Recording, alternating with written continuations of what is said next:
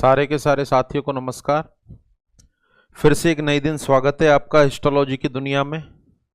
Last tissue अपना बचा हुआ है जिसका नाम है नर्वस टिश्यू, जिसको आज के लेक्चर में अपन पढ़ने वाले हैं। और साथ में शुरुआत में आपको बहुत सारे क्वेश्चन हैं जो बताए गए थे टिश्यू जब स्टार्ट हुआ था, उन सारे के सारे क्वेश्चनों को भी अपन यहाँ पर सॉल्व करने वाले हैं। तो आपको सारे के सारे साथियों को नॉलेज होगी कि what is the meaning of nervous tissue, क्या होता है, किससे मिलकर बना होता है। यहां इस पर्टिकुलर लेक्चर में नर्वस टिश्यू के साथ साथ अपन नर्वस सिस्टम का बेसिक भी पढ़ने वाले हैं, ताकि आने वाले टाइम में किसी भी टीचर के द्वारा जब आपको किसी भी ऑर्गन की नर्व सप्लाई पढ़ाई जाए तो वहां से डायरेक्टली नर्व सप्लाई को समझने में आप सक्षम हो पाए। तो स्टार्ट करें अपन नर्वस टिश्यू। उससे पहले कुछ दो चार क्वेश्चन मैं आपसे पूछ लूं जिनका जवाब अपन लास्ट में ले लेंगे। बोर्ड पर लिखा हुआ है nervous tissue is composed by, ये चार ऑप्शन आपके सामने हैं A B C D. Nervous tissue are composed by neuron, neuroglial cell, A और बी बोथ या नन ऑफ देम।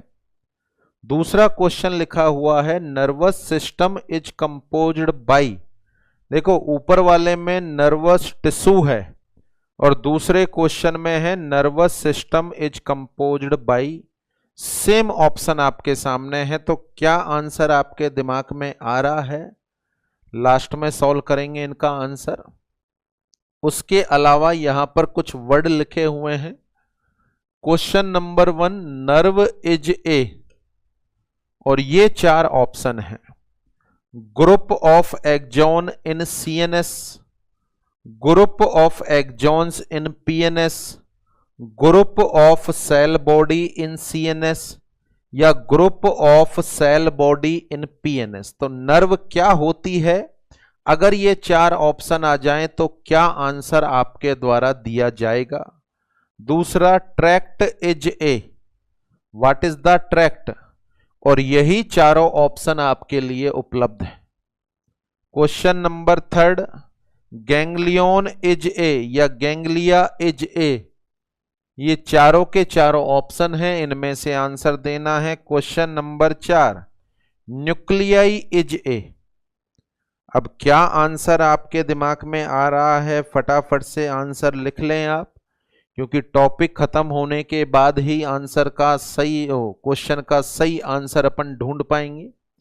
उसके अलावा और जनरल नॉलेज के लिए आप सारे साथियों को पता है कि नर्वस टिश्यू में रीजनरेशन की पावर मिनिमम होती है, रीजनरेशन की पावर मिनिमम होती। कंडीशन होती है ब्रेन ट्यूमर या ब्रेन कैंसर। न्यूरॉन जो सेल होती हैं वो कभी भी डिवाइड नहीं हो सकती। क्यों नहीं हो सकती वो पढ़ेंगे अपन। कभी डिवाइड नहीं हो सकती। और कैंसर का मतलब आप जानते हैं कि सेल का एबनॉर्मल डिवीजन कैंसर कहलाता है। जब ब्रेन और स्पाइनल कोड न्यूरॉन से मिलकर बनी हुई स्ट्रक्चर हैं और न्यूरॉन में डिवीजन की क्षमता नहीं होती क्योंकि उनमें सेंट्रियोल नहीं होते, तो फिर ब्रेन कैंसर कैसे संभव है? और एक बार नहीं 50 बार आपने नाम सुना होगा ब्रेन ट्यूमर या ब्रेन कैंसर। तो हाउ कैन इट पॉसिबल? जब न्यूरॉन में डिवीजन की क्षमता नहीं होती तो ब्रेन में कैंसर भी नहीं होना चाहिए, परंतु अपन सभी को पता है कि ब्रेन का कैंसर होता है, तो हाउ कैन इट पॉसिबल? तो इन कुछ कॉमन क्वेश्चनों का जवाब अपन आने वाले टाइम में ढूंढेंगे। एक और क्वेश्चन दौड़ाएं माइंड में। What is the meaning of cranial nerve? क्या होती है cranial nerve? What is the meaning of spinal nerve? क्या होती है स्पाइनल नर्व? तो देखें शायद आंसर आपके दिमाग में आ रहा है कि सर बहुत सिंपल, ब्रेन से निकलने वाली नर्व का नाम है क्रेनियल नर्व और स्पाइनल कोड से जो निकलेंगी उनका नाम होगा स्पाइनल नर्व। शायद 90% यही आंसर आ रहा है आपके दिमाग में। पढ़ने के बाद अपन जानेंगे कि क्या यह आंसर सही है या गलत है। ब्रेन से निकलने वाली क्रेनियल नर्व, स्पाइनल कोड से निकलने वाली स्पाइनल नर्व। चलें अब स्टार्ट करते हैं अपन नर्वस टिश्यू। देखें यहां पर मैं आपको दो पोर्शन में पढ़ाने वाला हूं। एक पोर्शन में पढ़ाऊंगा नर्वस टिश्यू क्या होता है और दूसरा पोर्शन में पढ़ाऊंगा नर्वस सिस्टम क्या होता है। तो सबसे पहले पहला पोर्शन पढ़ें अपन, जिसका नाम है नर्वस टिश्यू, जिस पोर्शन का नाम है नर्वस टिश्यू। क्या होता है नर्वस टिश्यू? तो देखें पहला वर्ड या पहली लाइन इसके बारे में, the tissue which are composed by only neurons. The tissue which are composed by only neuron, कि नर्वस टिश्यू न्यूरॉन से मिलकर बना होता है। तो नर्वस टिश्यू में कौन सी पर्टिकुलर सेल पाई जाती हैं? आंसर है न्यूरॉन्स पाए जाते हैं। तो nervous tissue are composed by neuron. Nervous tissue are composed by neuron. What is the neuron? Neuron को अपन डिफाइन करें तो व्हाट इज द न्यूरॉन? यहां पर आंसर होगा neurons are the structural, neurons are the structural and functional unit. Neurons are the structural and functional unit of nervous system. They are the structural and functional unit of nervous system. यहां पर nervous system नाम लिया है अपन ने, तो आखिर क्यों इनको स्ट्रक्चरल और फंक्शनल यूनिट नाम दिया गया है, ये आगे अपन डिस्कशन करने वाले हैं। The nervous tissue are composed by neuron. Neurons are the structural and functional unit of nervous system. What is the structure of neuron? क्या स्ट्रक्चर होती है न्यूरॉन की? तो देखें यह इलोंगेटेड सेल होती है, स्पेशल तरह की एबनॉर्मल शेप की सेल होती है। न्यूरॉन की स्ट्रक्चर कुछ इस तरीके से होती है। ये इसका सेंट्रल पोर्शन होता है, इसके बैक में एक सिलेंड्रिकल स्ट्रक्चर होती है और यहां से निकलते हैं डेंड्राइट्स, यहां से निकलते हैं डेंड्राइट्स। और ये जो पीछे का इलोंगेटेड पोर्शन होता है इसको नाम देते हैं एक्सॉन। इसको नाम देते हैं एक्सॉन। इसको नाम दिया जाता है इन फाइबर्स को डेंड्राइट्स। यहां पर स्पेशल बात, नॉर्मली न्यूरॉन या नर्वस टिश्यू का जब नाम आता है तो दिमाग में सबसे पहला शब्द एक्सॉन और डेंड्राइट आता है। अपन को ऐसा महसूस होता है कि न्यूरॉन में बस यही चीजें होती हैं और ये मेन चीजें होती हैं, जो कि गलत है। न्यूरॉन बनाने वाली जो प्रीमिटिव सेल है वो ये है। न्यूरॉन बनाने वाली जो प्रीमिटिव सेल है वो ये है, और इस पर्टिकुलर सेल को नाम देते हैं सेल बॉडी। इस पर्टिकुलर सेल को नाम देते हैं सेल बॉडी। तो जो इंपॉर्टेंट स्ट्रक्चर की अपन बात करें कि तीनों में से न्यूरॉन की इंपॉर्टेंट स्ट्रक्चर कौन सी है, the answer is cell body. तीनों में से न्यूरॉन की इंपॉर्टेंट स्ट्रक्चर कौन सी है जिसके अंदर न्यूक्लियस सिचुएटेड होता है, the answer is cell body. तो सेल बॉडी इंपॉर्टेंट स्ट्रक्चर होती है। इससे निकलने वाले ये फाइबर्स हैं, दे आर डेंड्राइड। पीछे का सिलेंड्रिकल पार्ट कहलाता है एक्सॉन। चूंकि इस सेल में न्यूक्लियस होता है, जो सेंट्रल में आपको दिखाई दे रहा है, इट इज द न्यूक्लियस।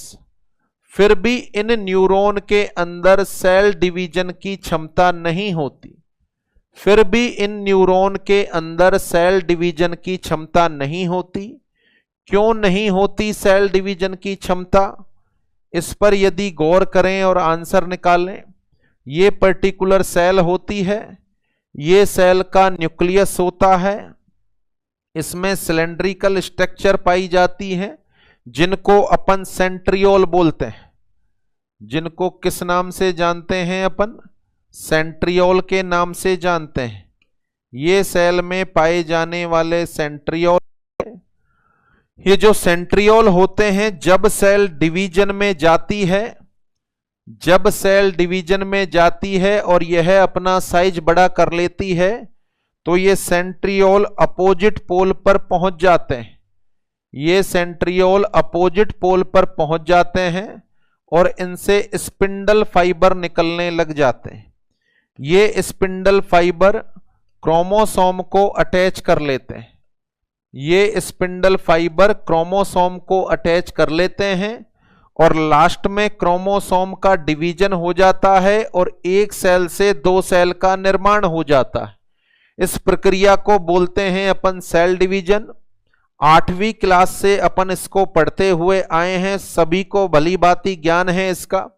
बहुत सारे फेज होते हैं इसमें, एनाफेज, मेटाफेज, टीलोफेज, ये सारे के सारे फेज से गुजरकर सेल का डिवीजन होता है। तो सेल का डिवीजन कराने वाली इन पर्टिकुलर स्ट्रक्चर का नाम है सेंट्रियोल। सेल का डिवीजन कराने वाली इन पर्टिकुलर स्ट्रक्चर का नाम है सेंट्रियोल। तो जो न्यूरॉन्स होते हैं उनमें सारी की सारी स्ट्रक्चर मौजूद होती हैं, परंतु उनमें सेंट्रियोल एब्सेंट होते हैं, परंतु उनमें सेंट्रियोल एब्सेंट होते हैं। अब आप खुद बताओ, क्या बिना सेंट्रियोल के सेल डिवीजन होना संभव है? बिना सेंट्रियोल के सेल डिवीजन होना संभव है? तो आंसर है नो, बिना सेंट्रियोल के सेल डिवीजन होना संभव नहीं है। तो अपन बोलेंगे the centrioles are absent inside the neuron, so these cell can not be divided, these cell can not be divided। इन पर्टिकुलर सेल में कभी भी डिवीजन होना संभव नहीं है।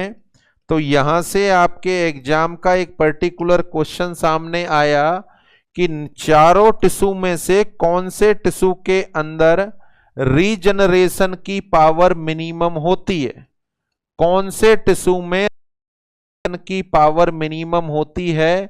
तो आंसर है नर्वस टिश्यू, आंसर है नर्वस टिश्यू, क्योंकि नर्वस टिश्यू में न्यूक्लियस तो होता है, न्यूरॉन में न्यूक्लियस तो होता है परंतु सेंट्रियोल नहीं होते।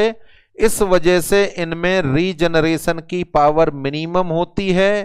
आप जब पैदा हुए थे आपके सेल में एग्जाम्पल के लिए माने 1000 न्यूरॉन थे, तो आज भी 1000 न्यूरॉन ही हैं, इनमें डिवीजन नहीं हुआ, because they does not contain the centriole. तो that is the structure of neuron. Cell body main structure हो गई, सिलेंड्रिकल हिस्सा एक्सॉन हो गया, ये डेंड्राइड हो गए, क्लियर न्यूक्लियस इसके अंदर है परंतु सेंट्रियोल इसमें एब्सेंट है, इस वजह से यह डिवाइड नहीं हो सकते। So that's why the nervous tissue have the minimum power of regeneration. Is that clear? इसके बाद types of neuron, कितने तरह के होते हैं neuron? What are the types of neuron? कितने तरह के होते हैं न्यूरॉन? इसको यदि अपन कैलकुलेट करें तो देखें, ये आपकी मेरी बॉडी हो गई, ये आपकी मेरी बॉडी हो गई। इस बॉडी में 3 तरह के न्यूरॉन होते हैं। पहले तरह के न्यूरॉन यहां से इंपल्स को ले जाते हैं और यहां से इंपल्स को ले जाकर ब्रेन तक पहुंचाते हैं, यहां से इंपल्स को ब्रेन तक पहुंचाते हैं। इसका मीनिंग यह हुआ कि बॉडी के सेंसरी ऑर्गन से इंपल्स को ब्रेन में ले जाने वाले न्यूरॉन, सेंसरी ऑर्गन से ब्रेन तक ले जाने वाले न्यूरॉन, इन न्यूरॉन का नाम है सेंसरी न्यूरॉन, इन न्यूरॉन का नाम है सेंसरी न्यूरॉन। तो depend upon their function they are classified as number 1 sensory neuron, number 2 की अपन बात करें, किसी भी पार्ट को मूवमेंट कराना है तो ब्रेन से सिग्नल आएंगे और उस पर्टिकुलर पार्ट को यह सिग्नल मिलेंगे। तो ब्रेन से एग्जिट होने वाले न्यूरॉन जो बॉडी के टिश्यू तक इंपल्स को कैरी करते हैं, इन पर्टिकुलर न्यूरॉन को नाम दिया जाता है motor neuron.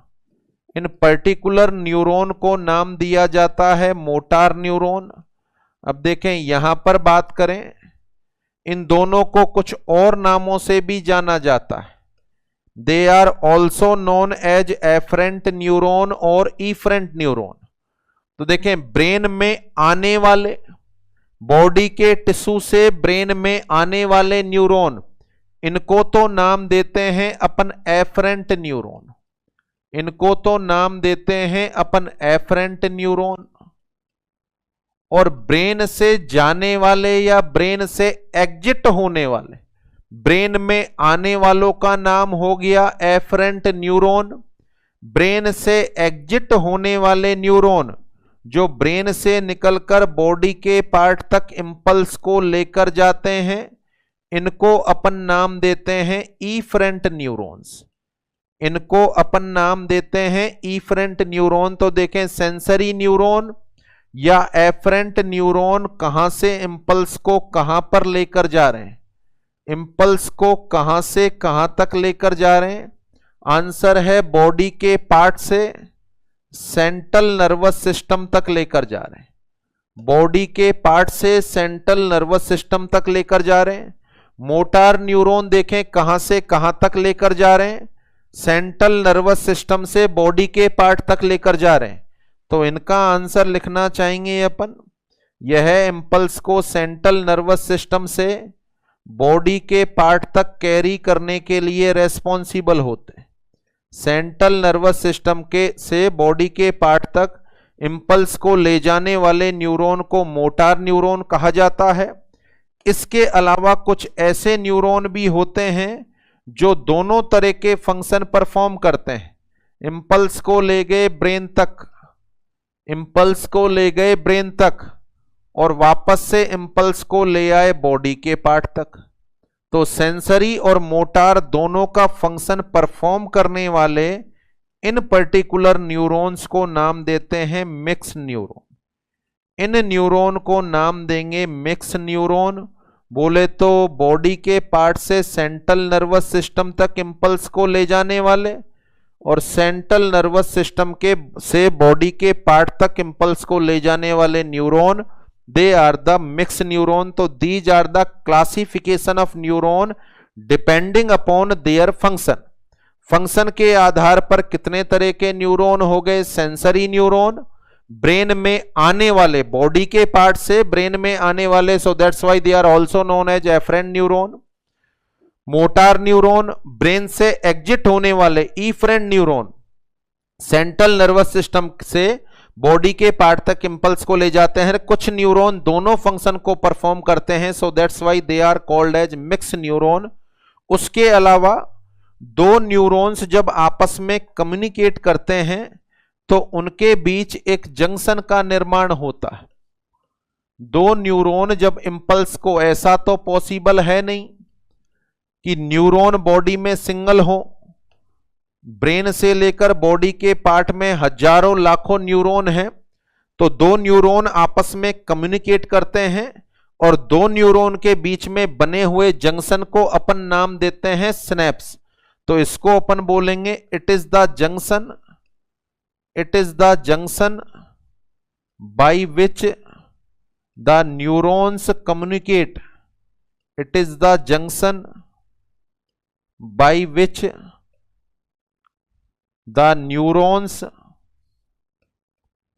communicate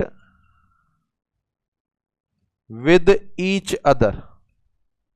The neurons communicate with each other. अब कई तरह के बनते हैं सिनेप्स जो नर्वस सिस्टम में आपको टोटली पढ़ा दिए जाएंगे। और भी कई तरह का क्लासिफिकेशन होता है न्यूरॉन का, माइलिनेटेड, डी माइलिनेटेड, वो सारा का सारा आगे नर्वस सिस्टम में पढ़ लेंगे आप। यहां अपन न्यूरॉन के बारे में या नर्वस टिश्यू के बारे में एक सिंपल जानकारी ले रहे हैं। It is the junction by which the neurons communicate with each other is known as synapse. Come on to the last word, क्या काम करता है ये पर्टिकुलर सिस्टम? अपन बोले तो last word function of nervous tissue और neuron. Function of nervous tissue और न्यूरॉन। नर्वस टिश्यू और न्यूरॉन का क्या फंक्शन होता है? देखें इसका आंसर इस तरीके से, एक वर्ड जो भली भांति आपने सुना है, बॉडी के किसी भी पार्ट में इंपल्स भेजने हैं, स्टोमक से सीक्रेशन कराना है, स्टोमक का मूवमेंट कराना है, स्केलेटन मसल का मूवमेंट कराना है, यहां तक कि मैं बोल रहा हूं, हाथों के एक्शन कर रहा हूं, चिक्के मूवमेंट हो रहे हैं, तो ये सारे सिग्नल कहां से आ रहे हैं? ब्रेन से आ रहे हैं। तो ऑटोमेटिकली अपन बात करें, बॉडी के सारे फंक्शंस को परफॉर्म करने के लिए सिग्नल भेजना, या ज्यादा बेटर बोलूं तो इंपल्स भेजने का काम करता है नर्वस टिश्यू या न्यूरॉन, रेस्पॉन्सिबल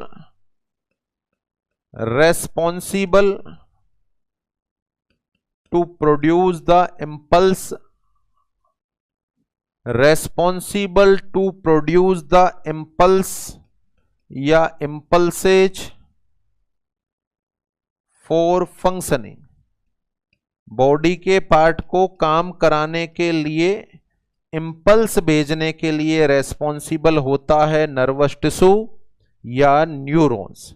तो ये आपका पहला पार्ट कंप्लीट होता है जिसका नाम है नर्वस टिश्यू या न्यूरॉन। फिर से जान लें आप क्या पढ़ा है अपन ने। ये तो कुछ क्वेश्चन हो गए, यहां से पढ़ा है simply, nervous tissue are composed by neuron. Neuron की परिभाषा लिखी हुई है, neurons are the structural and functional unit of nervous system. Next, what is the structure of neuron? The neurons contain cell body, axon, dendrites. The new cell body also contain the clear nucleus but does not contain the centriole which are responsible for cell division. So neurons are the cell which cannot be divided due to the absence of centriole. So that's why the nervous tissue have minimum power of regeneration. इस वजह से इनमें regeneration की power minimum होती है। Now come on to the next. What are the type of neuron? Depend upon their function. The neuron are classified as sensory neuron or afferent neuron which carry the impulses from body part to central nervous system. Number second, motor neuron or efferent neuron. They are responsible to carry the impulses from central nervous system to body part. And third, mixed neuron, they perform both type of function. So that is the types of neuron. Next, the junction by which the neurons communicate with each other is known as, जो कि त्यों परिभाषा आई हुई है, answer है synapse. और what are the function of neuron? तो body के ऑर्गन को फंक्शन करने के लिए, इंपल्स भेजने के लिए रेस्पॉन्सिबल होते हैं न्यूरॉन या नर्वस टिश्यू। ये आपका पोर्शन कंप्लीट होता है, जिस पर्टिकुलर पोर्शन का नाम है नर्वस टिश्यू। अब यहां पर इससे आगे बढ़ के मैं आपको बताऊंगा नर्वस सिस्टम क्या होता। तो जैसे ही नर्वस सिस्टम नाम आता है, माइंड के अंदर ये पर्टिकुलर डायग्राम ऑटोमेटिकली आ जाता है। जैसे ही नर्वस सिस्टम नाम आया, माइंड के अंदर ये पर्टिकुलर डायग्राम ऑटोमेटिकली आ जाता है।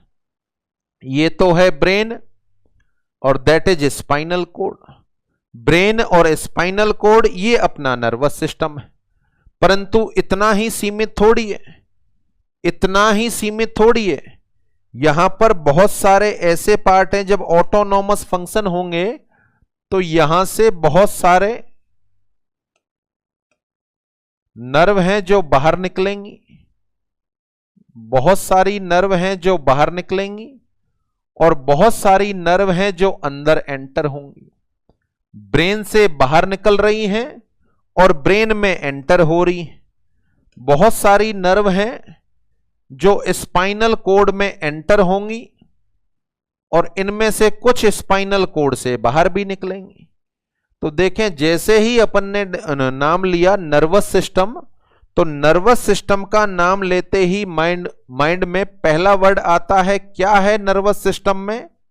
आंसर है जी ब्रेन है और स्पाइनल कॉर्ड है। क्या है नर्वस सिस्टम में? आंसर है ब्रेन है और स्पाइनल कॉर्ड है। ये नर्वस सिस्टम का मेजर पार्ट है। Is that clear? आगे बढ़े अपन। इस ब्रेन को यदि छोटे छोटे पार्ट में मैं डिवाइड करूं तो इसके 3 हिस्से हो जाएंगे, fore brain, mid brain, hind brain. फिर से मैं डिवाइड करूं तो और अलग अलग हिस्से होंगे, hypothalamus, thalamus, medulla, pons, cerebrum, cerebellum, ये इसके हिस्से होंगे। फिर मैं इसको तोड़ता जाऊं और सबसे छोटी यूनिट यदि मैं निकालूं, इसको मैं तोड़ता जाऊं और सबसे छोटी यूनिट यदि मैं निकालूं तो ये सबसे छोटी यूनिट मुझे ब्रेन में देखने को मिले। पूरे ब्रेन में 90% हिस्से में ये सबसे छोटी सेल मुझे देखने को मिलेगी। ये जो सबसे छोटी सेल देखने को मिल रही है ब्रेन में और स्पाइनल कॉर्ड में, इसी छोटी सेल का नाम है न्यूरॉन। इसी छोटी सेल यानी सबसे छोटा हिस्सा यदि इसका निकाला जाए ब्रेन और स्पाइनल कॉर्ड का, तो वहां पर देखने को मिलेंगे न्यूरॉन। इसका मतलब है ब्रेन और स्पाइनल कॉर्ड लगभग न्यूरॉन से मिलकर बने। ब्रेन और स्पाइनल कॉर्ड लगभग न्यूरॉन से मिलकर बने हैं, बट इस न्यूरॉन के साथ साथ थोड़ी बहुत मात्रा में यहां पर कुछ और सेल भी हैं जो इन न्यूरॉन को सपोर्ट कर रही। कुछ और सेल भी हैं जो इन न्यूरॉन को सपोर्ट कर रही हैं। अच्छा, ये जो सेल न्यूरॉन को सपोर्ट कर रही हैं, इन सेल में न्यूक्लियस भी है और सेंट्रियोल भी है। इन सेल में न्यूक्लियस भी है और सेंट्रियोल भी है। इसका मतलब है ये वाली सेल न्यूरॉन तो नहीं है कम से कम, ये वाली सेल न्यूरॉन तो नहीं है कम से कम। तो अपन बात करें, मैं यहां पर आपको समझा रहा हूं कि जब इस पर्टिकुलर ब्रेन को छोटे छोटे हिस्सों में तोड़ा जाए तो सबसे छोटी सेल जो मुझे मिलेगी इसमें, उस पर्टिकुलर छोटी सेल का नाम होगा न्यूरॉन। इसका मतलब है ब्रेन और स्पाइनल कॉर्ड मेनली किससे मिलकर बना होता है? न्यूरॉन से। ब्रेन और स्पाइनल कॉर्ड 90-95% कौन सी छोटी सेल से मिलकर बना होता है? न्यूरॉन से। बट न्यूरॉन के अलावा भी इसमें दूसरी सेल भी मौजूद है। न्यूरॉन के अलावा इसमें दूसरी सेल भी मौजूद है जो न्यूरॉन को सपोर्ट कर रही है, जो न्यूरॉन को सपोर्ट कर रही है। और इस पर्टिकुलर सेल का नाम है न्यूरोग्लियल सेल। इस पर्टिकुलर सेल का नाम है neuroglial cell. It is the supporting cell of neuron. तो ब्रेन और स्पाइनल कॉर्ड केवल न्यूरॉन से मिलकर बना है, यह बात भी गलत है। यह न्यूरॉन से तो मिलकर बना है, न्यूरॉन के साथ साथ न्यूरॉन को सपोर्ट करने के लिए इसमें सपोर्टिंग सेल भी होती है जिसका नाम है न्यूरोग्लियल सेल, जिसका नाम है न्यूरोग्लियल सेल। इस न्यूरोग्लियल सेल की स्ट्रक्चर न्यूरॉन की तरह नहीं होती। यह न्यूरोग्लियल सेल में डेंड्राइट और एक्सोन होते हैं। इस न्यूरोग्लियल सेल में न्यूक्लियस के साथ साथ सेंट्रियोल भी मौजूद होता है। इसका मतलब है ये वाली सेल डिवाइड कर सकती है। अभी अभी अपन ने पोर्शन पढ़ा है कि न्यूरॉन कभी डिवाइड नहीं कर सकते, नर्वस टिश्यू में कभी भी डिवीजन नहीं हो सकता, बट इसके अंदर डिवीजन हो सकता है। तो यहां अपन चर्चा करें, क्या यह भी नर्वस टिश्यू हुआ? नहीं, ये जो सपोर्ट करने वाली सेल है इसमें जो टिश्यू है उसका नाम है कनेक्टिव टिश्यू। ये जो न्यूरोग्लियल सेल है वह कौन से टिश्यू से मिलकर बनी हुई है? आंसर है कनेक्टिव टिश्यू से मिलकर बनी हुई है। फिर जो न्यूरॉन है वो कौन से टिश्यू से मिलकर बने हुए हैं? आंसर है नर्वस टिश्यू से मिलकर बने हुए। जो न्यूरॉन है वो कौन से टिश्यू से मिलकर बने हुए हैं? आंसर है नर्वस टिश्यू से मिलकर बने हुए। अब मैं अगला क्वेश्चन करूं कि ब्रेन और स्पाइनल कॉर्ड किससे मिलकर बने हुए हैं? ब्रेन और स्पाइनल कॉर्ड किससे मिलकर बने हुए हैं? ऑप्शन दे रहा हूं, नर्वस टिश्यू से, कनेक्टिव टिश्यू से, दोनों से, या मस्कुलर टिश्यू से। शायद 100% साथियों के दिमाग में आंसर आ रहा है कि सर दोनों से, यानी ब्रेन और स्पाइनल कॉर्ड में नर्वस टिश्यू के साथ साथ कनेक्टिव टिश्यू भी होता है, जो कौन सी फॉर्म में होता है? न्यूरोग्लियल सेल की फॉर्म में। और न्यूरोग्लियल सेल डिवाइड हो सकती है। बताओ, डिवाइड हो सकती है तो कैंसर हो सकता है, डिवाइड हो सकती है तो कैंसर हो सकता है। बात समझ में आ रही है अब आपको? क्या ब्रेन कैंसर होना संभव है? Yes sir. किसके द्वारा संभव है? न्यूरोग्लियल सेल के द्वारा संभव है। क्या न्यूरॉन या नर्वस टिश्यू में डिवीजन की पावर है? नहीं सर, क्योंकि इनमें सेंट्रियोल नहीं पाए जाते, इनमें डिवीजन नहीं होता। ये बात भी सही है, परंतु ब्रेन कैंसर होता है, ये बात भी सही है।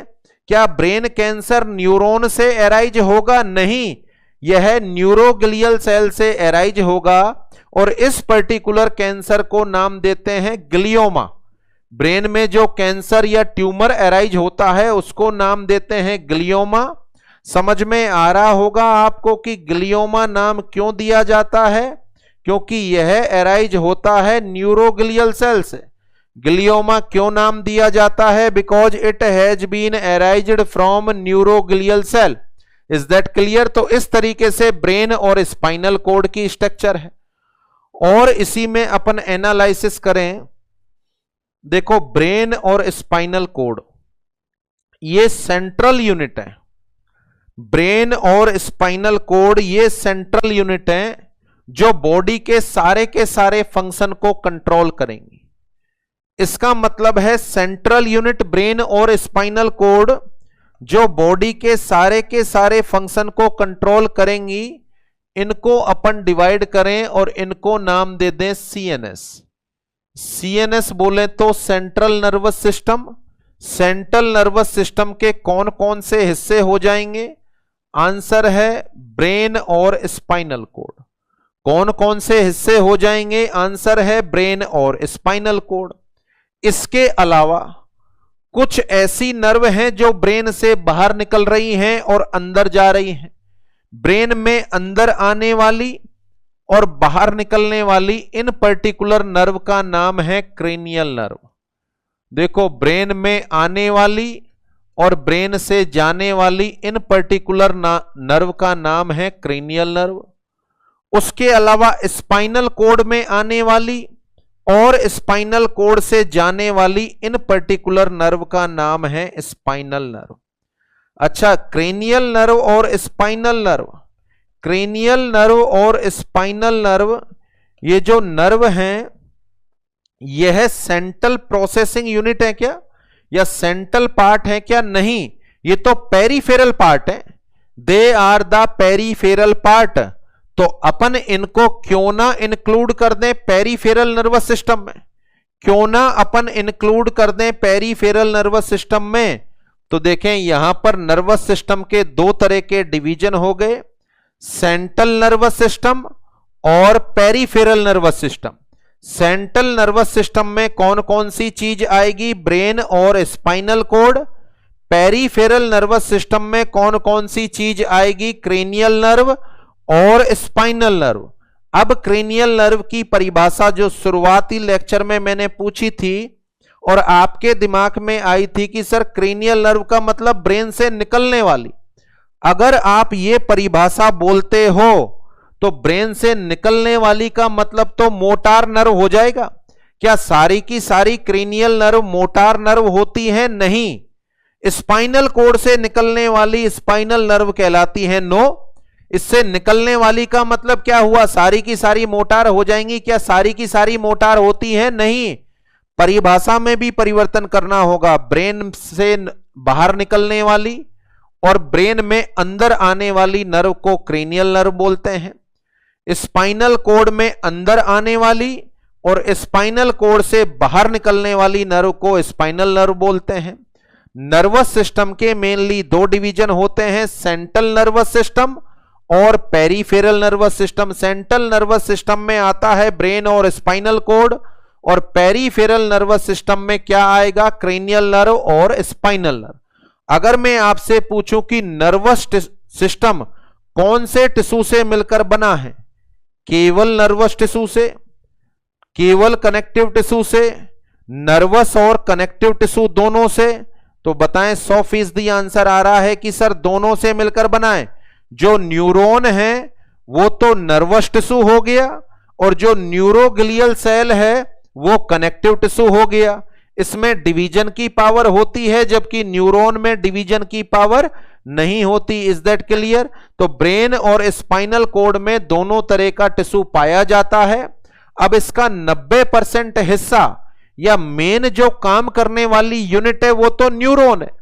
मेन जो यूनिट है काम करने वाली वो तो न्यूरॉन है। तो अपन न्यूरॉन को ऐसे परिभाषित करते हैं कि it is the functional and structural unit of nervous system.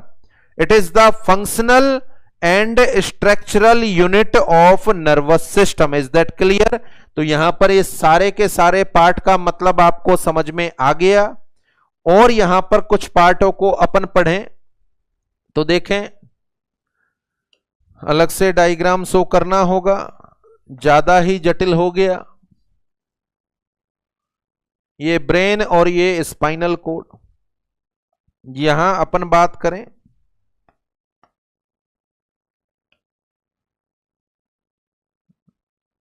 ये न्यूरॉन, ये न्यूरॉन।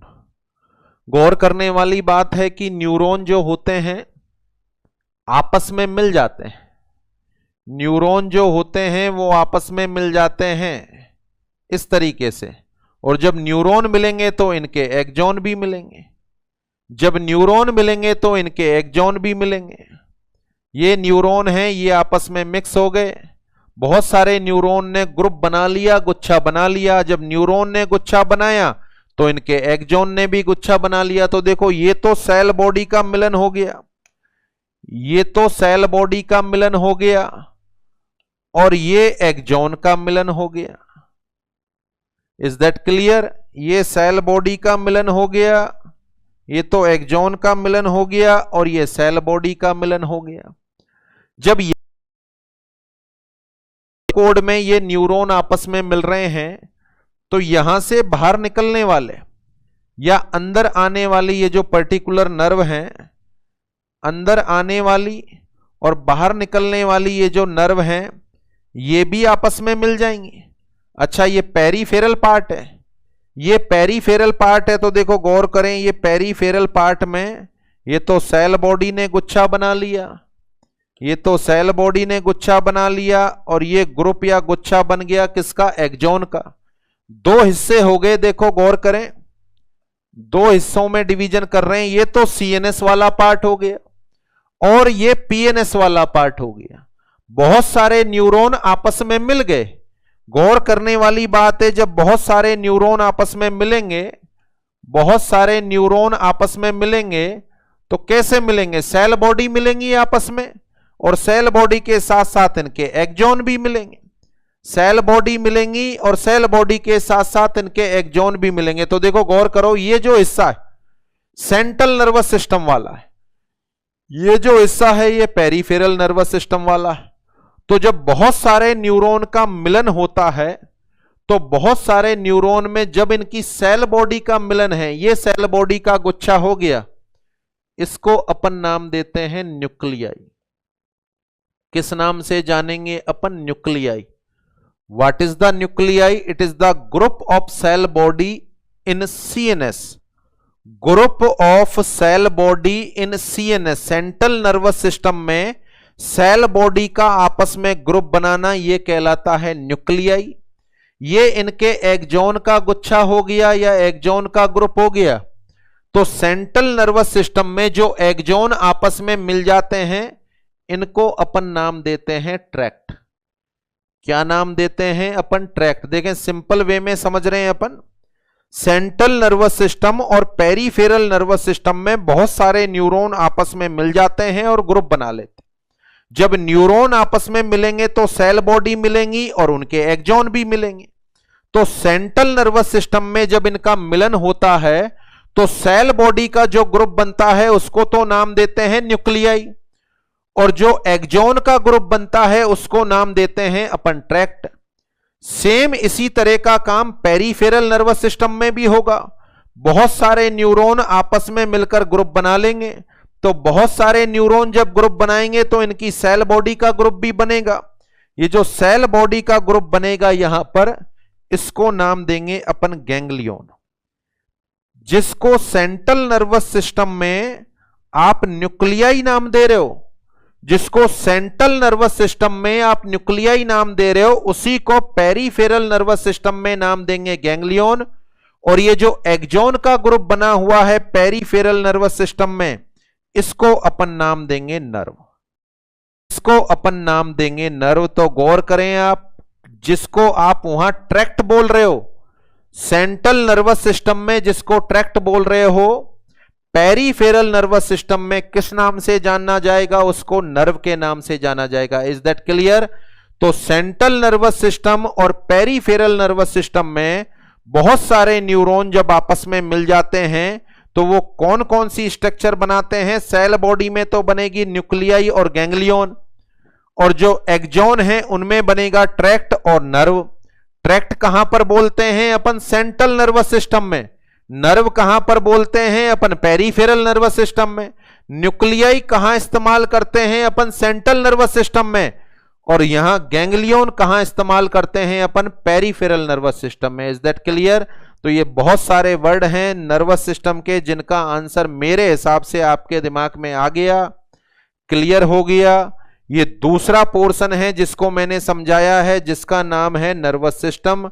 अब यदि इसको समराइज करके मैं बताऊं कि नर्वस सिस्टम में मैंने आपको क्या पढ़ाया, तो यहां अपन बात करेंगे सिस्टम। अभी इससे पहले अपन ने नर्वस टिश्यू पढ़ा था, वो अलग बात है। Nervous system are composed by two type of cell. जो मेजर फंक्शनिंग यूनिट है उसका नाम तो है न्यूरॉन। जो मेजर फंक्शनिंग यूनिट है उसका नाम तो है न्यूरॉन, और न्यूरॉन को सपोर्ट करने वाली एक सेल होती है जिसको सपोर्टिंग सेल के नाम से जानते हैं, उसका नाम है न्यूरोग्लियल सेल। अब आप ही मुझे बता दो कि दोनों में से मेन फंक्शन करने वाली यूनिट कौन सी है? न्यूरॉन है या न्यूरोग्लियल सेल है? न्यूरॉन है या न्यूरोग्लियल सेल है? तो आंसर है कि सर न्यूरॉन है। अच्छा, न्यूरॉन कौन सा टिश्यू है? न्यूरॉन कौन सा टिश्यू है? अभी अभी पढ़ा है अपन ने, it is the part of nervous tissue. It is the part of nervous tissue और मेन फंक्शन करने वाली यूनिट है, इसलिए न्यूरॉन को अपन परिभाषित करते हैं it is the structural and functional unit. It is the structural and functional unit of nervous system. Nervous system की स्ट्रक्चरल और फंक्शनल यूनिट कौन सी होती है? आंसर है न्यूरॉन। उधर की साइड अपन बात करें, न्यूरोग्लियल सेल जिसकी स्ट्रक्चर न्यूरॉन जैसी नहीं होती और इसमें सेंट्रियोल भी होता है, यह सेल डिवाइड भी हो सकती है। So it is not the part of nervous tissue, it is the part of connective tissue. It is the part of connective tissue. और यहां बेहद important word, it can be divided. It can be divided, और divide करके यदि इसमें cancer या tumour होता है तो इससे होने वाले कैंसर या ट्यूमर को नाम दिया जाता है ग्लियोमा। क्या नाम दिया जाता है? ग्लियोमा। तो देखो यहां पर दो वर्ड के अलग अलग आंसर हो गए। कि nervous system are composed by which type of following tissue? The answer is nervous tissue and connective tissue. Nervous tissue and connective tissue, main functioning part कौन सा, नर्वस टिश्यू या कनेक्टिव टिश्यू? आंसर है nervous tissue. यानी nervous system दो तरह की cell से मिलकर बना है, जबकि नर्वस टिश्यू केवल एक तरह की सेल से मिलकर बना है जिसका नाम है न्यूरॉन। नर्वस टिश्यू में एक तरह की सेल है, जबकि नर्वस सिस्टम में दो तरह की सेल हैं, जिनमें नर्वस टिश्यू न्यूरॉन भी है और साथ में कनेक्टिव टिश्यू की सेल भी है जो न्यूरॉन को सपोर्ट करती है, जिसका नाम है न्यूरोग्लियल सेल। तो that is the part of nervous system. अब डिवीजन ऑफ नर्वस सिस्टम में अपन बात करें, डिवीजन ऑफ नर्वस सिस्टम में बात करें कि नर्वस सिस्टम का डिवीजन किस तरीके से करना चाहेंगे आप। तो देखें, डिवीजन में नर्वस सिस्टम को क्लासिफाई करें अपन, तो क्लासिफिकेशन में एक तो होगा central nervous system. Central nervous system में कौन कौन से पार्ट को इंक्लूड करोगे आप? आंसर है ब्रेन और स्पाइनल कोड। आंसर है ब्रेन और स्पाइनल कोड को इंक्लूड करेंगे। Next, peripheral nervous system. Peripheral nervous system, peripheral nervous system में किस चीज को इंक्लूड करोगे आप? आंसर है cranial nerve. Cranial nerve, cranial nerve की परिभाषा को ध्यान रखें, ब्रेन में आने वाली और ब्रेन से जाने वाली। केवल ये नहीं बोल सकते आप कि ब्रेन से निकलने वाली नर्व क्रेनियल नर्व है, नहीं, ब्रेन में आने वाली और ब्रेन से जाने वाली नर्व को क्रेनियल नर्व कहा जाता है। Number 2, spinal nerve. What is the spinal nerve? इसकी भी सेम परिभाषा होगी, स्पाइनल कोड में आने वाली और स्पाइनल कोड से जाने वाली। स्पाइनल कोड में आने वाली और स्पाइनल कोड से जाने वाली नर्व को स्पाइनल नर्व बोलते हैं। इन्हीं में से कुछ क्रेनियल या स्पाइनल नर्व में से ऐसी नर्व होती हैं जो बॉडी के ऑटोनोमस फंक्शन को कंट्रोल करती। ऑटोनोमस फंक्शन को कंट्रोल करने के लिए कुछ नर्व क्रेनियल और कुछ स्पाइनल जो कहीं पर स्टिमुलेट करती हैं, कहीं पर इनहिबिट करती हैं। जैसे जीआईटी, डाइजेस्टिव सिस्टम को कंट्रोल करना है तो डाइजेस्टिव सिस्टम में होने वाले फंक्शन तो ऑटोनोमस होंगे। हार्ट को कंट्रोल करना है, कब हार्ट रेट बढ़ानी, कब कम करनी, बीपी को बढ़ाना, कार्डियक आउटपुट कम करना, ये सारे काम ऑटोनोमस से मर्जी से थोड़ी करते हैं। तो इन्हीं में से कुछ नर्व ऐसी हैं जो बॉडी के ऑटोनोमस फंक्शन को कंट्रोल करती हैं, जिनमें से कुछ नर्व तो ऑटोनोमस फंक्शन को स्टिमुलेट करती हैं, स्टिमुलेटरी पार्ट होता है। कुछ ऐसी होती हैं जो ऑटोनोमस फंक्शन को इनहिबिट करने का काम करती हैं। तो नर्व से ऑटोनोमस फंक्शन की कंट्रोलिंग के लिए एक सिस्टम का निर्माण होता है और उस पर्टिकुलर सिस्टम को नाम देते हैं अपन एएनएस। क्या नाम देते हैं अपन? एएनएस। एएनएस बोले तो ऑटोनोमस नर्वस सिस्टम। इस ऑटोनोमस नर्वस सिस्टम के दो डिवीजन होते हैं। एक डिवीजन का नाम है सिंपैथेटिक डिवीजन, एक डिवीजन का नाम है सिंपैथेटिक डिवीजन और दूसरे डिवीजन का नाम है parasympathetic division. One is the sympathetic division and second is the parasympathetic division. तो जो स्टिमुलेट करने वाला होता है वो सिंपैथेटिक होता है और जो इनहिबिटरी पार्ट होता है वो पैरासिंपैथेटिक होता है। एंजाइटी में, फियर में, तनाव में, एक्सरसाइज के दौरान स्टिमुलेट होगा बॉडी के फंक्शन तो सिंपैथेटिक स्टिमुलेट होगा। रिलैक्सेशन में, नींद के दौरान, रेस्टिंग के दौरान, हैप्पीनेस के दौरान जो स्टिमुलेट होगा तो बॉडी के फंक्शन थोड़े कम होंगे, इनहिबिट होंगे, तो क्या स्टिमुलेट होगा? पैरासिंपैथेटिक। जैसा कि आप सभी साथियों ने सुना है और जानते हैं, मान के चलो शेर सामने आ जाए, कहीं आप घूमने जा रहे हो, शेर सामने आ जाए अब आपकी फीलिंग क्या है? तो आंसर मिल रहा है कि सर डर लग रहा है, बोले तो फियर। फियर के दौरान कौन सा सिस्टम स्टिमुलेट होगा? आंसर है सिंपैथेटिक होगा। अच्छा, सिंपैथेटिक नर्वस सिस्टम स्टिमुलेट हुआ, सोचो आपकी हार्ट रेट क्या हो गई कि सर 125 को पार कर गई, आपका ब्लड प्रेशर 150 को पार कर गया, आपका कार्डियक आउटपुट 8 लीटर को पार कर गया, तो हार्ट की ओवरऑल एक्टिविटी बढ़ गई। कौन स्टिमुलेट हुआ? आंसर है सिंपैथेटिक हुआ। शेर आपके सामने है, मैं आपसे पूछूं कि क्या करोगे अब? तो आंसर आपका मिल रहा है कि सर अब हम तो क्या करेंगे, जो करना है वही भाई करेगा, यानी उसी को सब कुछ करना है। तो उस पर्टिकुलर दौर में यदि आपसे कहा जाए कि तुम क्या करोगे, तो आप बोलोगे कि सर या तो भागूंगा और या लड़ूंगा।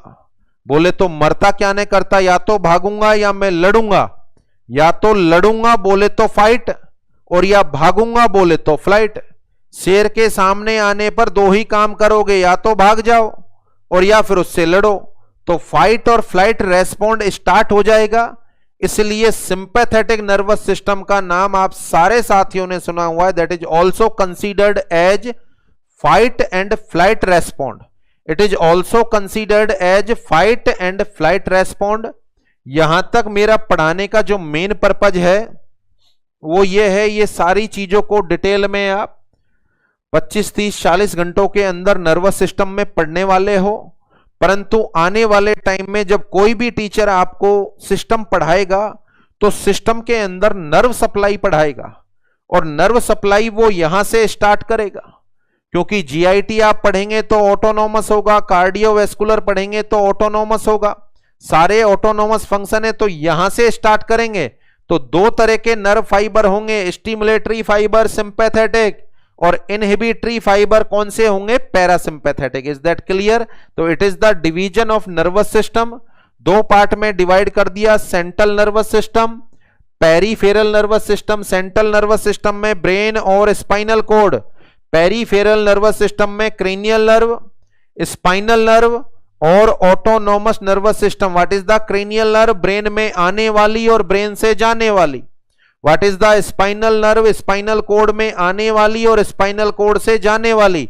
और ऑटोनोमस नर्वस सिस्टम के कितने डिवीजन है? दो, सिंपैथेटिक और पैरासिम्पैथेटिक। स्टिमुलेटरी कौन सा? सिंपैथेटिक। फाइट और फ्लाइट रेस्पॉन्ड कौन सा? सिंपैथेटिक। और इनहिबिटरी कौन सा है? That is the parasympathetic. Is that clear? तो यहां पर हो गया नर्वस सिस्टम कौन कौन सी सेल से मिलकर बना है? न्यूरॉन और न्यूरोग्लियल सेल से। उसके बाद डिवीजन ऑफ नर्वस सिस्टम हो गया। लास्ट में क्या ब्रेन में कैंसर हो सकता है? यस हो सकता है। क्या न्यूरॉन से होगा? क्या नहीं, न्यूरोग्लियल सेल से होगा। उस ट्यूमर को अपन ग्लियोमा नाम देते हैं। उसके अलावा यहां अपन ने डिस्कशन कर लिया कुछ पर्टिकुलर पार्ट, न्यूक्लियाई, उसके अलावा गैंग्लियन, उसके अलावा ट्रैक्ट और नर्व। इन चारों की परिभाषा दें तो शायद 100% आपको आ चुकी है। सेंट्रल नर्वस सिस्टम में सेल बॉडी का गुच्छा या ग्रुप, तो यहां अपन बोलेंगे ग्रुप ऑफ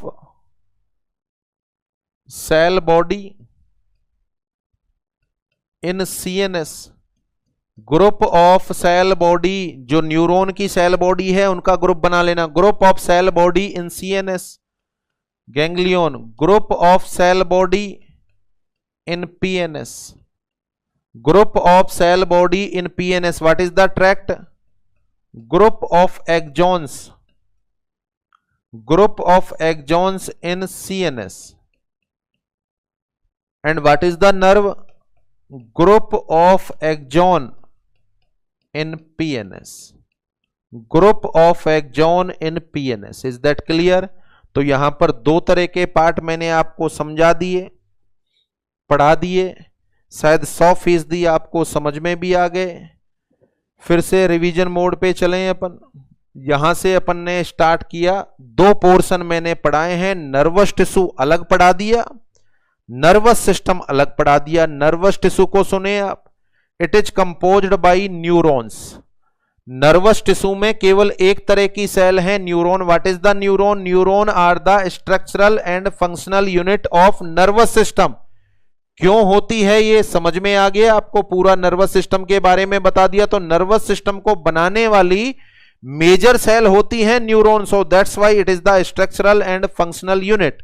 उसके बाद what is the structure of neuron? Cell body, dendrite, axon. इनमें सेंट्रियोल नहीं होते, ये डिवाइड नहीं कर सकती, इसी वजह से नर्वस टिश्यू में मिनिमम पावर ऑफ रीजनरेशन होती है। नेक्स्ट टाइप ऑफ न्यूरॉन, तीन तरह के, सेंसरी न्यूरॉन आने वाले afferent neuron, motor neuron, exit होने वाले इफरेंट न्यूरॉन, और दोनों तरह के काम करने वाले मिक्स न्यूरॉन। दोनों के बीच, न्यूरॉन के बीच बनने वाला junction, that is the synapse. उसके अलावा what is the function of neuron? Body के नॉर्मल फंक्शनिंग को परफॉर्म कराने के लिए जो इंपल्स होते हैं, इंपल्स पैदा करना और उनको आगे तक कैरी आउट करने का काम करता है न्यूरॉन या नर्वस टिश्यू। यहां तक अपन ने नर्वस टिश्यू पढ़ लिया था। अब यहां से अपन ने स्टार्ट किया था नर्वस सिस्टम, यहां से अपन ने स्टार्ट किया था नर्वस सिस्टम। तो ये जो मैंने पार्ट आपको पढ़ाया है that is the nervous system. देखिए नर्वस सिस्टम नाम आते ही आप देख रहे हैं ब्रेन और स्पाइनल कोड, इनको छोटे छोटे टुकड़ों में तोड़ा तो सबसे छोटी सेल दो तरह की मेरे सामने आई। एक तो न्यूरॉन, 90% तो न्यूरॉन, और 10% एक और सेल आई जो न्यूरॉन से अलग थी, जो न्यूरॉन की मरम्मत करने वाली, सपोर्ट करने वाली सेल है, जिसका नाम है न्यूरोग्लियल सेल। तो ये जो ब्लू कलर में है ये तो है न्यूरॉन, मेन यूनिट तो यही है जो नर्वस टिश्यू है। न्यूरॉन को सपोर्ट करने वाली ग्रीन कलर की इस सेल का नाम है न्यूरोग्लियल सेल, जो न्यूरॉन से अलग है। इसमें सेंट्रियोल भी है, यह डिवाइड भी हो सकती है, सपोर्टिंग सेल है। So it is not the part of nervous tissue, it is the part of connective tissue. इससे ट्यूमर अराइज होता है, वो कहलाता है ग्लियोमा। सेंट्रली जो यूनिट है जो अपने बॉडी के सारे फंक्शन को कंट्रोल करती है, ब्रेन और स्पाइनल कोड है, तो इनको तो अपन ने इंक्लूड कर दिया सेंट्रल नर्वस सिस्टम में। उसके बाद ब्रेन में आने वाली और जाने वाली क्रेनियल नर्व, स्पाइनल कोड में आने वाली और जाने वाली स्पाइनल नर्व, इनको अपन ने इंक्लूड कर दिया पेरिफेरल नर्वस सिस्टम में। और इन्हीं में से कुछ नर्व बॉडी के ऑटोनोमस फंक्शन को कंट्रोल करती हैं, जो कहीं पर स्टिमुलेट करती हैं और कहीं पर इनहिबिट करती हैं। तो उन नर्व के ग्रुप को अपन शामिल करते हैं ऑटोनोमस नर्वस सिस्टम में, जिसके दो डिवीजन होते हैं, सिंपैथेटिक डिवीजन और पैरासिम्पैथेटिक डिवीजन। तो ये नर्वस सिस्टम का पोर्शन अपन ने पढ़ा। नर्वस सिस्टम में आपने आगे देखा कि जो सेंट्रल नर्वस सिस्टम है वहां पर बहुत सारे न्यूरॉन मिलकर जब ग्रुप बनाते हैं तो उनकी सेल बॉडी के ग्रुप को नाम देते हैं न्यूक्लियाई, और जो एक्सॉन का ग्रुप है उसको नाम देते हैं ट्रैक्ट। ऐसे ही पेरिफेरल नर्वस सिस्टम में जो सेल बॉडी का ग्रुप है इट इज द गैंग्लियन, और जो सेल बॉडी जो एक्सॉन का ग्रुप है दैट इज द नर्व। अब यहां पर आप समझ गए नर्व और न्यूरॉन में अंतर है। बहुत सारे न्यूरॉन आपस में मिलकर नर्व बनाते हैं, बहुत सारे न्यूरॉन आपस में मिलकर किसका निर्माण करते हैं? नर्व का। उसके बाद अपन ने देखा नर्वस सिस्टम में दो तरह की सेल पाई जाती हैं, neurons, they are the part of nervous tissue, structural and functional unit of nervous system. दूसरी neuroglial cell, it is the part of connective tissue, it can be divided, the tumour which has been arise from neuroglial cell is known as glioma, इसको नाम देते हैं अपन glioma. उसके बाद classification या division of nervous system दो तरह का होगा, सेंट्रल नर्वस सिस्टम और पेरिफेरल नर्वस सिस्टम। सीएनएस में आएगा ब्रेन और स्पाइनल कोड, पीएनएस में आएगा क्रेनियल नर्व, स्पाइनल नर्व और एएनएस। एएनएस के दो तरह के डिवीजन होंगे, सिंपैथेटिक और पैरासिम्पैथेटिक। ध्यान रहे आगे जब आप सिस्टम पढ़ने वाले हैं तो, और मैं आपको कोई सिस्टम पढ़ाऊंगा और नर्व सप्लाई पढ़ाऊंगा तो यहां से स्टार्ट करूंगा मैं कि इसको ऑटोनोमस नर्वस सिस्टम के फाइबर सप्लाई होते हैं जो दो तरह के होते हैं, सिंपैथेटिक और पैरासिम्पैथेटिक। नेक्स्ट, ये चारों वर्ड इनका अर्थ आपको आ गया। न्यूक्लियाई क्या है, गैंग्लियन क्या है, ट्रैक्ट क्या है और नर्व क्या है। Is that clear? तो ये नर्वस टिश्यू और नर्वस सिस्टम का पोर्शन कंप्लीट होता है। अब शुरुआत में आ जाओ आप, यहां से अपन ने स्टार्ट किया था, एक आध क्वेश्चन पूछे थे मैंने। Nervous tissue is composed by, nervous tissue is composed bye ABCD। मेरे हिसाब से आप सारे साथियों का आंसर है कि sir A. Nervous tissue is composed by, answer is A. Nervous system is composed by, nervous system is composed by, answer is C. Neuron भी होंगे और न्यूरोग्लियल सेल भी होंगी। Next, what is the nerve? What is the nerve? अभी पढ़ा अपन ने, nerve is the group of axon in PNS. PNS, PNS ये दोनों में आ रहा है। किसका ग्रुप है? एक्सॉन का। तो what is the nerve? The answer is B. What is the nerve? The answer is B, group of axon in PNS. आगे बढ़े, what is the tract? What is the tract? Tract अपन ने पढ़ा CNS के अंदर axon का group, CNS, CNS answer A या C है। तो ग्रुप ऑफ सेल बॉडी नहीं, group of axon in CNS, group of axon in CNS, the answer is A. What is the ganglion? Cell body का ग्रुप, cell body का ग्रुप कहां पर है? सेल बॉडी का ग्रुप पीएनएस में, सेल बॉडी का ग्रुप पीएनएस में। तो इसका आंसर है D, group of cell body in PNS. बचा है nuclei, that is the group of cell body in CNS. So the answer is C. बताओ, सारे क्वेश्चंस का आंसर मिल रहा है? फिर से दो बातें और की थी मैंने। नर्वस सिस्टम कौन से टिश्यू से मिलकर बना है? आंसर है नर्वस टिश्यू से और कनेक्टिव टिश्यू से। नर्वस टिश्यू केवल किससे मिलकर बना है? नर्वस टिश्यू एक तरह की सेल से जिसका नाम है neuron. What is the definition of cranial nerve? आपने मन में सोची थी ब्रेन से निकलने वाली होंगी सर, नहीं, ब्रेन से जाने वाली और ब्रेन से आने वाली नर्व को बोलते हैं cranial nerve. What is the spinal nerve? Spinal cord में आने वाली और स्पाइनल कोड से जाने वाली नर्व को बोलते हैं अपन spinal nerve. Is that clear? तो जो क्वेश्चनों की शुरुआत अपन ने शुरू में की थी, सारे क्वेश्चनों का आंसर मिल गया। इसी के साथ आपका नर्वस टिश्यू का जो चैप्टर है वो कंप्लीट होता है। Epithelium tissue, connective tissue, muscular tissue और नर्वस टिश्यू, ये चारों के चारों मैं आपको पढ़ा चुका हूं। तो ये आपका पोर्शन कंप्लीट हुआ। पहला चैप्टर अपन ने कंप्लीट कर लिया है। क्योंकि जिस दिन मैंने चैप्टर स्टार्ट किया था तो बोर्ड पर आपको कुछ क्वेश्चन दिखाए थे और आपसे कहा था कि आप इनका आंसर ढूंढना। आपने जरूर आंसर सोचा होगा। अब अपन देख लेते हैं कि उनका वास्तविक आंसर क्या है। पहले वाले दिन आप कितने सही थे और आज आप में कितना इंप्रूवमेंट हुआ, कौन कौन सी गलतियां हैं जो आपने पहले की। तो देखें यहां पर, यहां ये क्वेश्चन मैंने आपको दिखाए थे। क्वेश्चन नंबर 1, ये पहला क्वेश्चन था। शायद आपने आपकी बुकलेट में निशान भी लगाए हो, रजिस्टर में, कॉपी में लिखा हो, तो उसको निकाल लो आप और फिर देखो कितने सही थे आप। Which of the following is most abundant tissue of human body? Exam में आया हुआ क्वेश्चन। बताओ, what is the right answer? Answer is connective tissue. What is the right answer? The answer is connective tissue. Is that clear?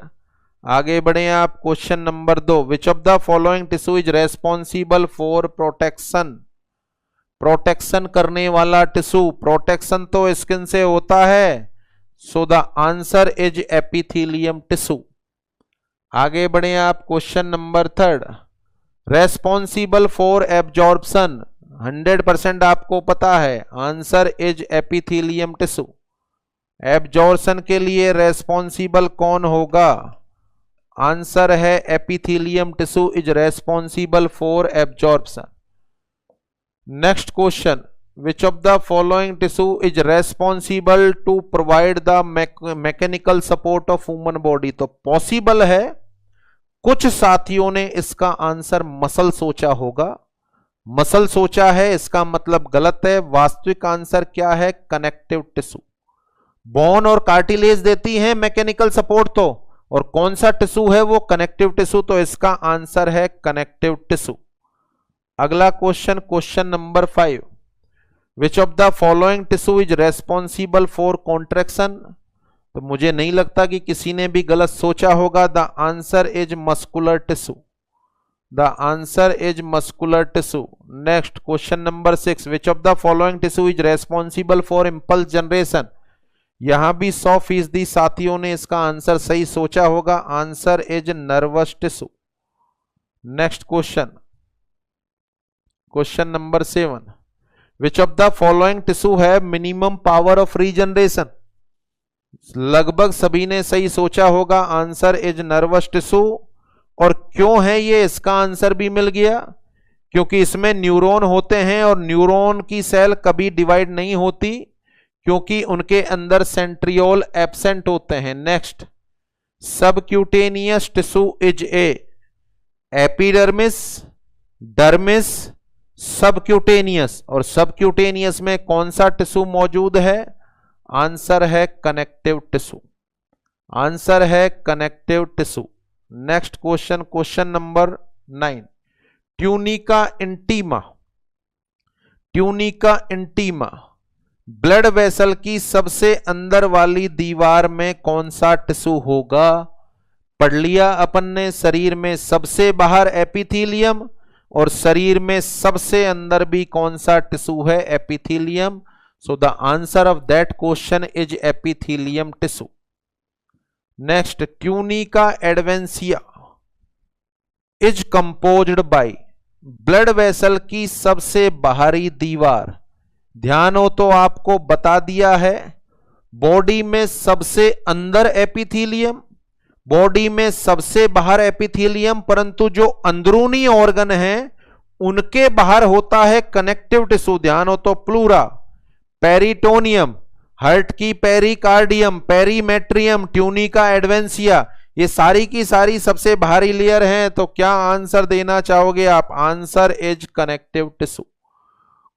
Question number 10 का answer है connective tissue. आगे बढ़े आप, question number 11, gastric mucosa is composed bye. तो सबसे अंदर वाली दीवार है और सबसे अंदर वाली दीवार में कौन सा टिश्यू होगा? आंसर है epithelium tissue. Question number 12, peritoneal cavity is composed bye. अंदरूनी ऑर्गन के बाहर कौन सा टिश्यू होगा बताओ? Answer is connective tissue. Peritoneum, pleura, pericardium, perimetrium सब में कनेक्टिव टिश्यू होता है। तो 12 का आंसर है connective tissue. Question number 13, the pericardium is composed bye. तो सेम आंसर देंगे आप। Answer is connective tissue. Next, ligament is a. Ligament is a, answer is connective tissue. Epidermis is composed bye. तो यहां भी 100% साथियों ने सही आंसर सोचा होगा। आंसर सोचा होगा और आंसर है भी एपिथेलियम टिश्यू।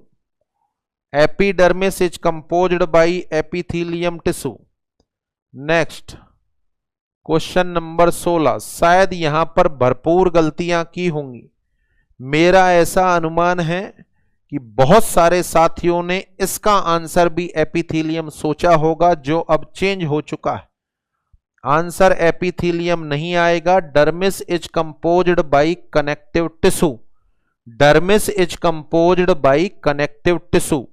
यहां पर शायद गलती की हो आपने। Question number 17, which of the following tissue is responsible for secretion. तो ग्लैंड करती हैं secretion and they are composed by epithelium tissue. तो 17 का आंसर है एपिथेलियम टिश्यू। यहां भी भरपूर तरीके से गलती की होगी बहुत सारे साथियों ने, अगर बिल्कुल नहीं पढ़ा है तो, कि न्यूरोग्लियल सेल इज ए, और सोचा होगा कि यह भी कोई पूछने वाली बात है, नर्वस टिश्यू। अब पढ़ लिया है तो आंसर समझ में आ रहा है। Answer is not the nervous tissue. What is the right answer? Neuroglial cell is a type of connective tissue. Neuron are the type of nervous tissue. तो इसका आंसर नर्वस टिश्यू नहीं होगा, बल्कि कौन सा होगा? Connective tissue. आगे बढ़े आप। Largest gland of human body, answer is liver. Largest gland of human body, answer is liver. Next, largest organ of human body, human body का largest organ, answer is skin. ये deal कर लिया अपन ने जब skin के बारे में knowledge ली थी। Next, which of the following is hypodermal injection, निम्न में से कौन सा हाइपोडर्मल है? तो ध्यान है तो बता दिया, डर्मिस के नीचे, डर्मिस के नीचे कौन सी लेयर? सबक्यूटेनियस, और वही तो है हाइपोडर्मल। हाइपोडर्मल बोले तो डर्मिस के नीचे, तो आंसर है सबक्यूटेनियस। नेक्स्ट आगे बढ़े आप। Intradermal injection is given to, तो इंट्राडर्मल दिया जाएगा, आंसर है 15 डिग्री पर, आंसर है 15 degree. Last question, hypodermal injection is given, hypodermal dermis के नीचे, क्या है डर्मिस के नीचे? सबक्यूटेनियस, और सबक्यूटेनियस में लगाने के लिए कौन सा एंगल पढ़ा था अपन ने? Answer is 45 degree. Is that clear? तो यहीं से अपन ने शुरुआत की थी और सारे के सारे क्वेश्चनों को पूछ लिया और शायद सारे क्वेश्चनों का जवाब आपको मिल गया। गलती हो सकता है हुई हो, बट अब सारी गलती सही हो गई है। तो ये आपका पहला चैप्टर स्टार्ट होता है, कंप्लीट होता है, जिसका नाम है टिश्यू। पूरी उम्मीद कि आप सारे साथियों को अच्छे से समझ में आया होगा। तो आज के अभी के लिए इतना ही।